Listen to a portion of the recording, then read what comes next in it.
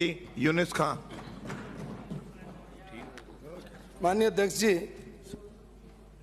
मांग संख्या 27-28 चिकित्सा एवं स्वास्थ्य चिकित्सा और शिक्षा पर आपने मुझे बोलने का मौका दिया, उसके लिए मैं आपका बहुत बहुत धन्यवाद देना चाहूँगा।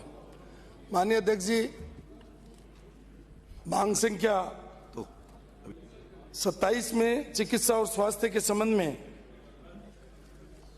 बहुत लंबा विषय है। एनएचएम, परिवार कल्याण, चिकित्सा शिक्षा विभाग और चिकित्सा महाविद्यालय और आयुष, इन पर इतना समय नहीं है कि मैं बात रख पाऊं।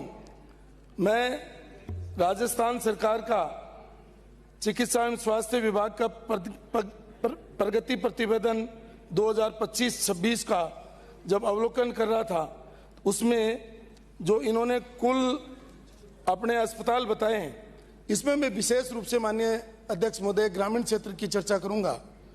राजस्थान सरकार के पोर्टल को अगर हम खोलें तो लगभग 45,000 गांव राजस्थान के अंदर हैं और 8 करोड़ की पॉपुलेशन है।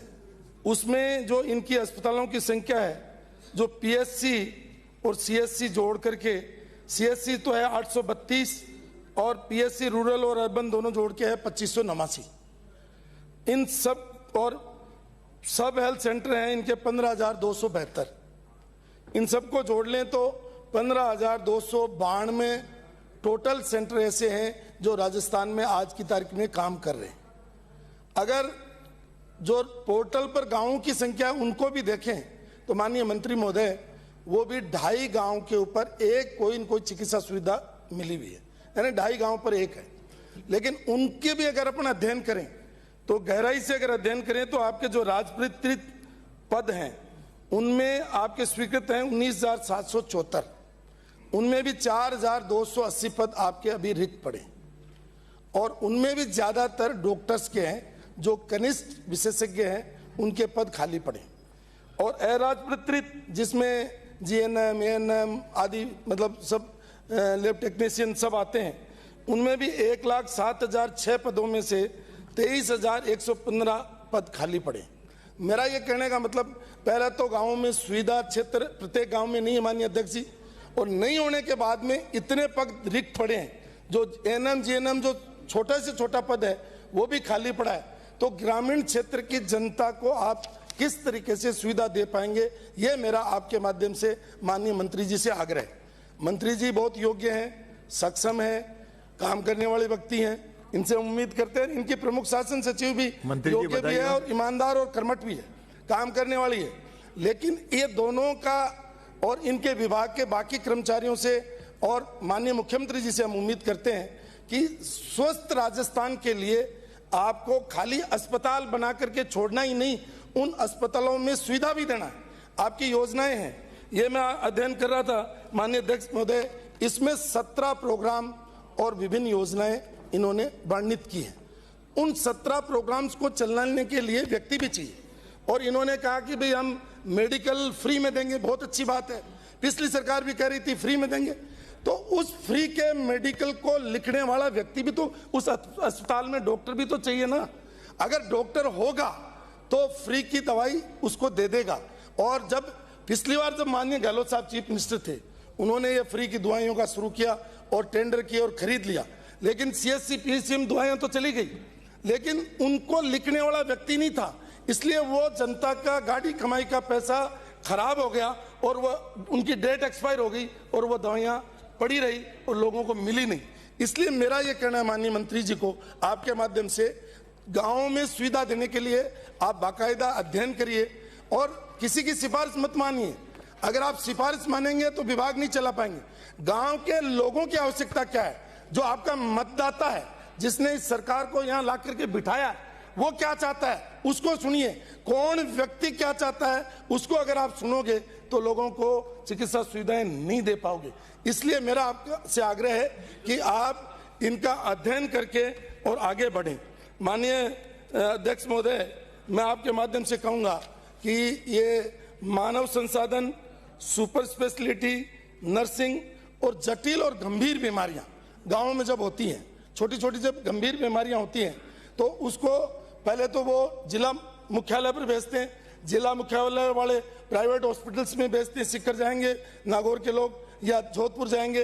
फिर प्राइवेट हॉस्पिटल वाले जब एकदम मरीज दब जाता है, पैसे से फाइनेंशियली टूट जाता है, उसके बाद में सरकारी हॉस्पिटल में भेजेंगे। और मैं ये तो बड़ाई करूंगा कि जयपुर का सवाई मानसिंह हॉस्पिटल, माननीय मंत्री महोदय, राजस्थान के गौरव का अस्पताल, उस पर हम गौरव और गर्व कर सकते हैं कि वो एक ऐसा अस्पताल है जिसमें मरीजों को फ्री में दवाइयां भी मिलती है और विशेषज्ञ डॉक्टर भी हैं। और वो हमारे राजस्थान का नाक है सवाई मानसिंह। इसमें हरियाणा, पंजाब और अड़ोस के पड़ोस के राज्यों के मरीज भी आते हैं।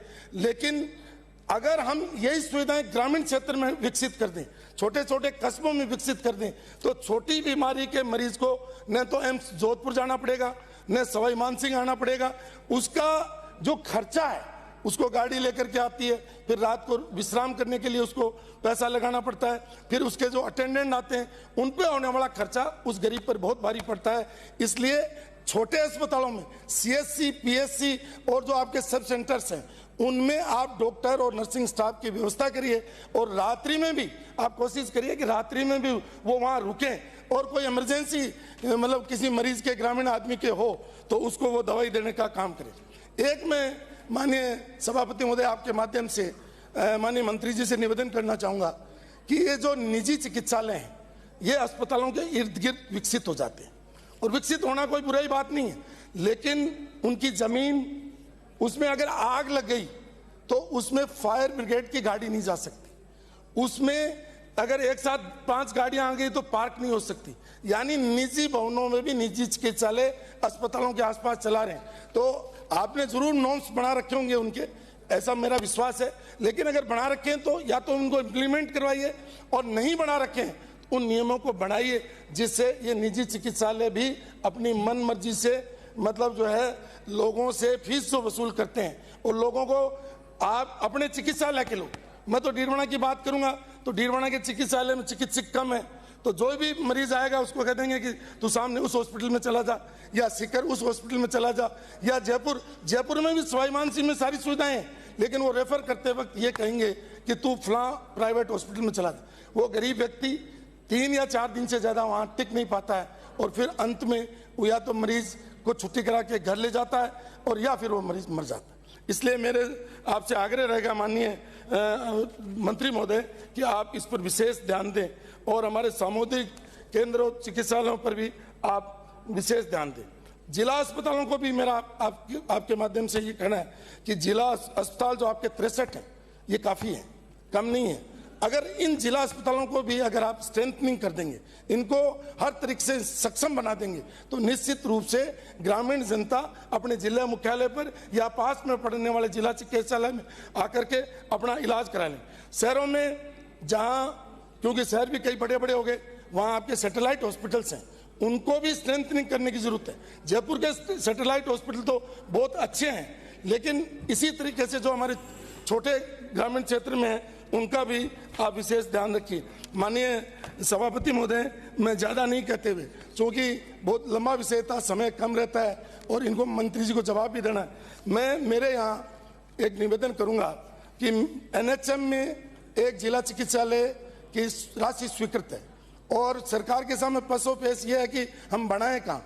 मैं माननीय मंत्री जी से ये निवेदन करना चाहूँगा आपके माध्यम से, सरकार जहां भी निर्णय करना चाहे निर्णय कर ले, लेकिन जो एनएचएम का पैसा है जिसको हमको अब तक खर्च कर देना चाहिए वो खर्च नहीं हुआ।